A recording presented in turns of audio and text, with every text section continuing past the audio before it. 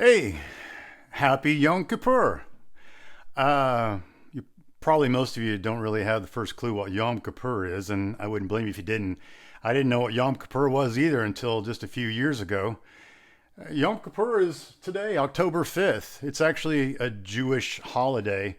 But even for those of us who believe that Jesus of Nazareth was the Messiah, it actually takes on a pretty important meaning for us as well. So it's obviously not an English word or an English phrase. It's actually a shorter Hebrew phrase from a bigger phrase that basically means Day of Atonement.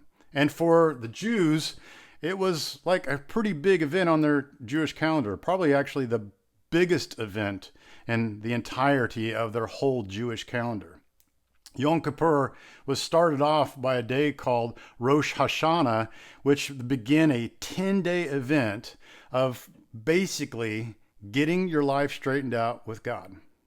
So in Leviticus chapter 16, which is right in the middle of the Hebrew Torah, which is also known as the first 5 books of the Old Testament, we see that God is really trying to come up with a way to help human beings enter into a relationship with him. See, the problem is that humans are sinners and they have experienced failure and they have guilt on their hands basically, and really can't, as they are, come into a relationship with God.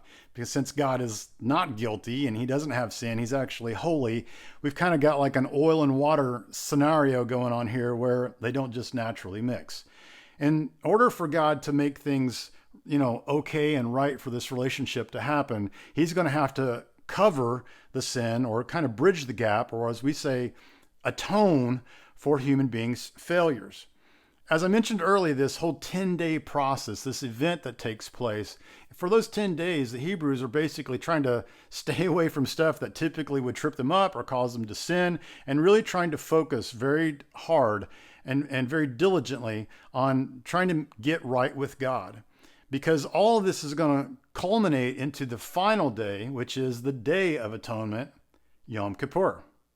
On this day, the high priest of the tabernacle, God's kind of mobile tent, would prepare himself and 3 offerings to God. He would dress in all white, he would wash himself in preparation to be in God's presence, and would complete the ritual of atonement, which included a young bull, a ram, and 2 goats. The young bull would be the sacrifice that the high priest would use to make to God for his sin. The 2 goats would be for the people's sin. And then the ram was for a burnt offering. The high priest would kill the bull, catch its blood, and take it and sprinkle it around in the holy place, which is the inner tent. He would then have a rope tied around his ankle before he went into the Holy of Holies, which is the inner tent. And this, of course, is kind of where the Ark of the Covenant is located. This is where God's presence actually came to rest. There were things to do and definitely not to do. Touching the Ark of the Covenant was on the top of the list of things not to do. One touch meant instant death. If the priest accidentally touched it, the rope that was tied to his ankle kind of came in handy so that the others could pull his body out. God gave very specific instructions to be followed, so it was a big deal to respect the ritual completely and accurately. Now, for most of us living in the modern world, this sounds completely crazy. But there are some rituals and traditions that still exist that are probably just as crazy. In this situation, we have 2 realities here. We have one reality of human beings being stained. And then we have the second reality of God, not being stained. He's completely pure. And those 2 things are just not a very good mix. And so God goes about trying to figure out a way to atone for this, right? To bridge the gap, to kind of try to make things right. And unfortunately, the only way to really try to make things right is through blood. And that sounds really weird. It sounds strange, and it also kind of creepy a little bit. The good thing is, though, is that God didn't require our blood.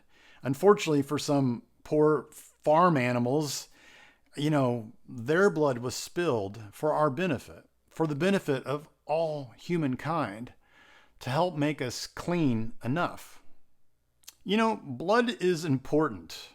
Blood represents life, like one life sacrificed for many.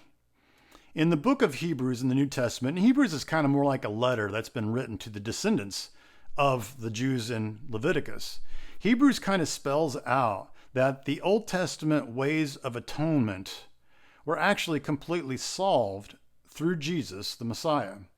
Hebrews kind of helps us understand that the old rituals of atonement, the Day of Atonement, and the week leading up to those 10 days leading up to it, was really more like a band-aid. It didn't actually go deep enough to address the deeper issue. It didn't actually cure or heal the disease that was underlying.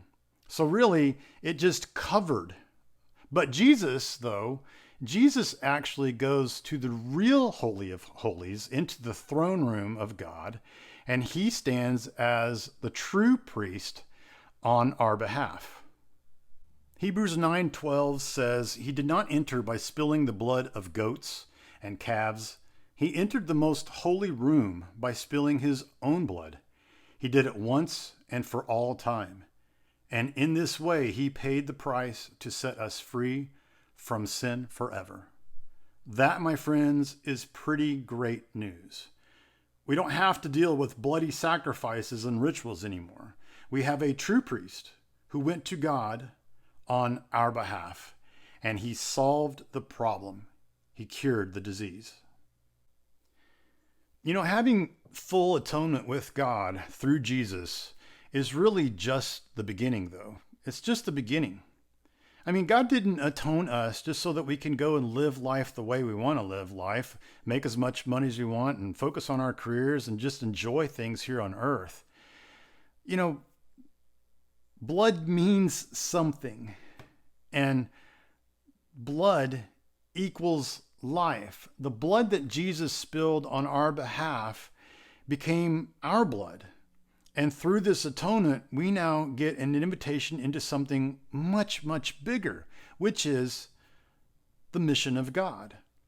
The blood that Jesus spilt becomes our blood, and it actually becomes our life blood. And so now, for those of us who gladly accept that life blood, the mission that we are invited to be on with God is to take that life blood, live it out, and share it to the world around us.